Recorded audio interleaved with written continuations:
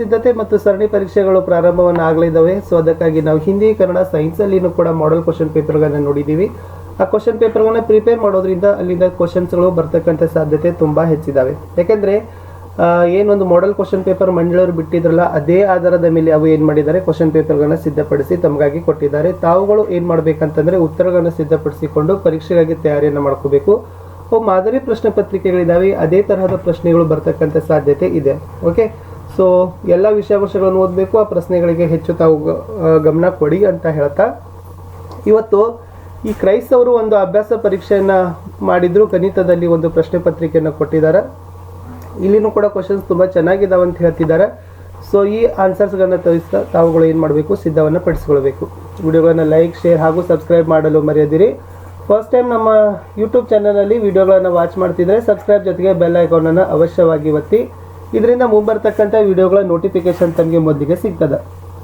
So hope question ಪೇಪರನ್ನು ಶುರು ಮಾಡೋಣ. ಹಿಂದಿನ ಪ್ರಶ್ನೆ ಪತ್ರಿಕೆಗಳನ್ನು ನೋಡದೇ ಇದ್ದರೆ ವಿಡಿಯೋದ ಡಿಸ್ಕ್ರಿಪ್ಷನ್ ಬಾಕ್ಸ್ನಲ್ಲಿ FASC ಎಕ್ಸಾಮ್ ಕ್ವಶನ್ ಪೇಪರ್ಸ್ ಅಥವಾ SSLC ಪಾಸಿಂಗ್ ಸ್ಕೋರಿಂಗ್ ಪ್ಯಾಕೇಜ್ ಅಂತ ಒಂದು ಪ್ಲೇಲಿಸ್ಟ್ ಅದ, ಅಲ್ಲಿ ಹೋಗಿ ತಾವೇನು ಮಾಡ್ಬೋದು, ಹಿಂದಿನ ಪ್ರಶ್ನೆ ಪತ್ರಿಕೆ, ಪಾಸಿಂಗ್ ಪ್ಯಾಕೇಜ್, ಸ್ಕೋರಿಂಗ್ ಪ್ಯಾಕೇಜ್ ವಿಡಿಯೋಗಳನ್ನು ನೋಡ್ಬೋದು. ಇಲ್ಲಿ MCQಗಳಲ್ಲಿ ABCಗಳು ಸಮಾಂತರ ಶ್ರೇಣಿಯಲ್ಲಿದ್ದರೆ B-A/C - B ಅಂತ ಕೇಳಿದ್ದಾರೆ. ಚಿತ್ರದಲ್ಲಿ DE ಲಂಬ BC ಆದಾಗ DB/AB ಎಷ್ಟು ಅಂತ ಕೇಳಿದ್ದಾರೆ. R ತ್ರಿಜ್ಯವಿರುವ ವೃತ್ತದಲ್ಲಿ P ಕೋನವನ್ನು ಹೊಂದಿರುವ ತ್ರಿಜ್ಯಾಂತರ ಖಂಡದ ಕಂಸದ ಉದ್ದವು ಯಾವುದಾಗ್ತದೆ ಅಂತ ಕೇಳಿದ್ದಾರೆ. ಪ್ರಶ್ನೆ 4, ಬಿಂದು P, AB ಹಾಗೂ ಮೂಲ ಬಿಂದುಗಳ ನಡುವಿನ ದೂರ ಕೇಳಿದ್ದಾರೆ. ಪ್ರಶ್ನೆ 5ರಲ್ಲಿ ಯಾವುದೇ ಎರಡು ಧನ ಪೂರ್ಣಾಂಕ A ಮತ್ತು B ಗಳಿಗೆ ಮಸಾಹ AB ಇಂಟು ಲಸಾಹ AB ಎಷ್ಟಾಗ್ತದೆ? x² - x - 6 0 ಸಮೀಕರಣದ ಶೋಧಕದ ಬೆಲೆ ಎಷ್ಟು? ಒಂದು ಖಚಿತ ಘಟನೆಯ ಸಂಭವನೀಯತೆಯು ಎಷ್ಟಾಗಿರ್ತದೆ? ಅರ್ಧಗೋಳದ ವಕ್ರ ಮೇಲ್ಮೈ ವಿಸ್ತೀರ್ಣ ಕಂಡುಹಿಡಿಯುವ ಸೂತ್ರವನ್ನು ಕೇಳಿದ್ದಾರೆ. ಇನ್ನು 2 ಅಂಕದ ಪ್ರಶ್ನೆಗಳಿಗೆ ಹೋಗೋಕ್ಕಿಂತ ಮುಂಚೆ ಮತ್ತೆ 1 ಅಂಕದ ಪ್ರಶ್ನೆಗಳಿದ್ದಾವೆ. ಒಂದು ಸಮಾಂತರ ಶ್ರೇಣಿಯಲ್ಲಿ ಮೊದಲನೇ ಪದ 3 ಮತ್ತು ಸಾಮಾನ್ಯ ವ್ಯತ್ಯಾಸ 2 ಆಗಿದ್ದರೆ 5ನೇ ಪದ ಕಂಡುಹಿಡಿಯಿರಿ. ಬಾಹ್ಯ ಬಿಂದುವಿನಿಂದ ವೃತ್ತಕ್ಕೆ ಎಳೆಯಬಹುದಾದ ಸ್ಪರ್ಶಕಗಳ ಸಂಖ್ಯೆ ಎಷ್ಟು? 2 ಬಿಂದುಗಳನ್ನು ಸೇರಿಸುವ ರೇಖಾಖಂಡದ ಮಧ್ಯಬಿಂದುವನ್ನು ಕಂಡುಹಿಡಿಯುವ ಸೂತ್ರ ಬರೆಯಿರಿ. 140ನ ಅವಿಭಾಜ್ಯ ಅಪವರ್ತನಗಳ ಗುಣಲಬ್ಧವಾಗಿ ಬರೆಯಿರಿ ಅಂತ ಕೇಳಿದ್ದಾರೆ. ಕೊಟ್ಟಿರೋ ನಕ್ಷೆಯಲ್ಲಿ ಬಹುಪದೋಕ್ತಿಗಳ ಶೂನ್ಯತೆಗಳ ಸಂಖ್ಯೆ ಎಷ್ಟು ಅಂತ ಕೇಳಿದ್ದಾರೆ. 14ನೇ ಪ್ರಶ್ನೆ, ವರ್ಗ ಸಮೀಕರಣದ ಆದರ್ಶ ರೂಪವನ್ನು ಬರೆಯಿರಿ ಅಂತ ಹೇಳಿದ್ದಾರೆ. 15ನೇ ಪ್ರಶ್ನೆ ಇತ್ತು ನೋಡಿ, ಅದರ ಬೆಲೆಯನ್ನು ಕಂಡುಹಿಡಿಯಬೇಕಿತ್ತು. 16ನೇ ಪ್ರಶ್ನೆ, ಒಂದು ಶಂಕುವಿನ ನೇರ ಮತ್ತು ಓರೆ ಎತ್ತರಗಳು ಕ್ರಮವಾಗಿ 100 ಸೆಂಟಿಮೀಟರ್ ಮತ್ತು 5 ಸೆಂಟಿಮೀಟರ್ ಆದರೆ ಅದರ ತ್ರಿಜ್ಯವನ್ನು ಕಂಡುಹಿಡಿಯಲಿಕ್ಕೆ ಹೇಳಿದ್ದಾರೆ. 2 ಅಂಕದ ಪ್ರಶ್ನೆಗಳಲ್ಲಿ 14ಇತ್ತು 3 + 6 + 9 S ... ಮೊದಲ 15 ಪದಗಳ ಮೊತ್ತವನ್ನು ಸೂತ್ರದ ಸಹಾಯದಿಂದ ಕಂಡುಹಿಡಿಯಲಿಕ್ಕೆ ಹೇಳಿದ್ದಾರೆ. 18ನೇದಲ್ಲಿ ಕೊಟ್ಟಿರ್ತಕ್ಕಂಥ ಚಿತ್ರದಲ್ಲಿ ಏನು ಮಾಡಿದ್ದಾರೆ, ತ್ರಿಭುಜ COD ಮತ್ತು ತ್ರಿಭುಜ AOBಗಳ ವಿಸ್ತೀರ್ಣಗಳ ಅನುಪಾತವನ್ನು ಕಂಡುಹಿಡಿಯೋದಿತ್ತು. ಅಥವಾ ಚಿತ್ರದಲ್ಲಿ DE ಲಂಬ BC ಆದಾಗ ADಯನ್ನು ಕಂಡುಹಿಡಿಯಲಿಕ್ಕೆ ಕೇಳಿದ್ದಾರೆ. 19ನೇ ಪ್ರಶ್ನೆ, 2x + y = 5 x - y = -2 ಇದನ್ನು ಏನು ಮಾಡಬೇಕು, ಸಾಲ್ವ್ ಮಾಡಬೇಕಿತ್ತು. ಪ್ರಶ್ನೆ 20ರಲ್ಲಿ 3 ಸೆಂಟಿಮೀಟರ್ ತ್ರಿಜ್ಯವಿರುವ ವೃತ್ತವನ್ನು ಎಳೆದ ವೃತ್ತ ಕೇಂದ್ರದಿಂದ 7 ಸೆಂಟಿಮೀಟರ್ ದೂರದಲ್ಲಿರುವ ಬಾಹ್ಯ ಬಿಂದುವಿನಿಂದ ವೃತ್ತಕ್ಕೆ ಸ್ಪರ್ಶಕಗಳನ್ನು ರಚಿಸಬೇಕಿತ್ತು. 21 ಶೂನ್ಯತೆಗಳ ಮೊತ್ತ ಮತ್ತು ಗುಣಲಬ್ಧಗಳು ಕ್ರಮವಾಗಿ 4 ಮತ್ತು 1 ಆಗಿರುವ ಒಂದು ವರ್ಗ ಬಹುಪದೋಕ್ತಿಯನ್ನು ಕಂಡುಹಿಡಿಯಿರಿ. 22ನ್ನು ಮೌಲ್ಯೀಕರಿಸೋದಿತ್ತು. 23ನ್ನು ಒಂದು ದಾಳವನ್ನು ಒಂದು ಸಲ ಎಸೆಯಲಾಗಿದೆ A ಎಂದು, ಅವಿಭಾಜ್ಯ ಸಂಖ್ಯೆ B ಎಂದು, ಹಾಗಾದರೆ ವರ್ಗ ಸಂಖ್ಯೆ ಪಡೆಯುವ ಸಂಭವನೀಯತೆಯನ್ನು ಕಂಡುಹಿಡಿಯಬೇಕಿತ್ತು.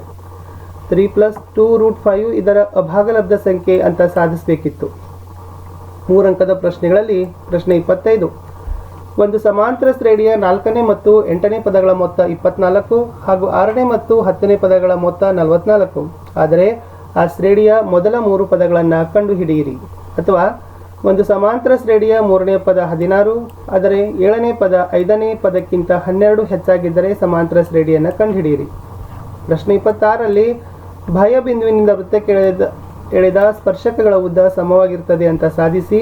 ಅಥವಾ ವೃತ್ತದ ಮೇಲಿನ ಯಾವುದೇ ಬಿಂದುವಿನಲ್ಲಿ ಎಳೆದ ಸ್ಪರ್ಶ ಬಿಂದುವಿನಲ್ಲಿ ಎಳೆದ ತ್ರಿಜ್ಯಕ್ಕೆ ಲಂಬವಾಗಿರುತ್ತದೆ ಅಂತ ಸಾಧಿಸಿ. 27 4 ಸೆಂಟಿಮೀಟರ್ 5 ಸೆಂಟಿಮೀಟರ್ 6 ಸೆಂಟಿಮೀಟರ್ ಬಾಹುಗಳಿರುವ ಒಂದು ತ್ರಿಭುಜವನ್ನು ರಚಿಸಿ. ನಂತರ ಮತ್ತೊಂದು ತ್ರಿಭುಜವನ್ನು ಅದರ ಪ್ರತಿಯೊಂದು ಬಾಹುವು ಮೊದಲು ರಚಿಸಿದ ತ್ರಿಭುಜದ ಅನುರೂಪ ಬಾಹುಗಳ 2/3 ರಷ್ಟಿರುವಂತೆ ರಚಿಸಿ. 28 -3 10 6 -8 ಬಿಂದುಗಳನ್ನು ಸೇರಿಸ್ತಕ್ಕಂಥ ರೇಖಾಖಂಡ -1 6ರಿಂದ ಯಾವ ಅನುಪಾತದಲ್ಲಿ ವಿಭಾಗಿಸಲ್ಪಡುತ್ತದೆ ಅನ್ನೋದನ್ನು ಕಂಡುಹಿಡಿಯಿರಿ. 2 3 -1 0 ಮತ್ತು 2 -4 ಬಿಂದುಗಳಿಂದ ಉಂಟಾದ ತ್ರಿಭುಜದ ವಿಸ್ತೀರ್ಣ ಕಂಡುಹಿಡಿಯಿರಿ.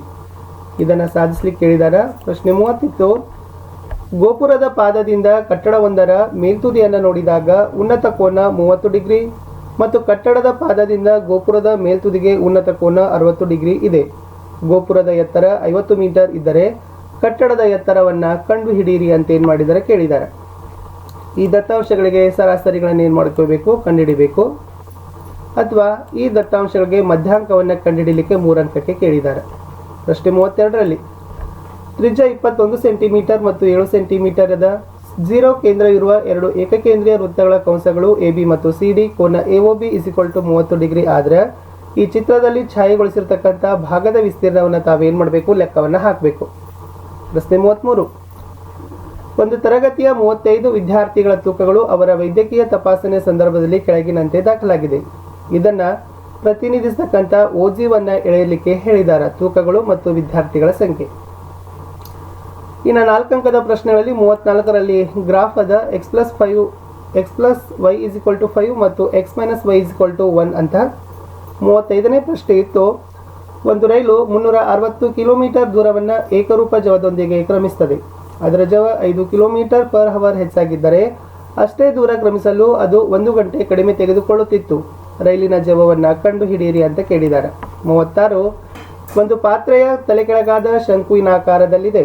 ಅದರ ಎತ್ತರ 5 ಸೆಂಟಿಮೀಟರ್ ಮತ್ತು ತೆರೆದ ಮೇಲ್ಭಾಗದ ತ್ರಿಜ್ಯ 5 ಸೆಂಟಿಮೀಟರ್ ಇದೆ. ಅದರ ಅಂಚಿನವರೆಗೆ ಪೂರ್ಣವಾಗಿ ನೀರನ್ನು ತುಂಬಿದೆ. ಇದರಲ್ಲಿ 0.5 ಸೆಂಟಿಮೀಟರ್ ತ್ರಿಜ್ಯವಿರುವ ಸೀಸದ ಗೋಳಗಳನ್ನು ಪಾತ್ರೆಯಲ್ಲಿ ಹಾಕಿದಾಗ 1/4 ಭಾಗದಷ್ಟು ನೀರು ಹೊರಚೆಲ್ತದ. ಪಾತ್ರೆಯಲ್ಲಿ ಹಾಕಿದ ಸೀಸದ ಗೋಳಗಳು ಎಷ್ಟು ಅಂತ ಕೇಳಿದ್ದಾರೆ.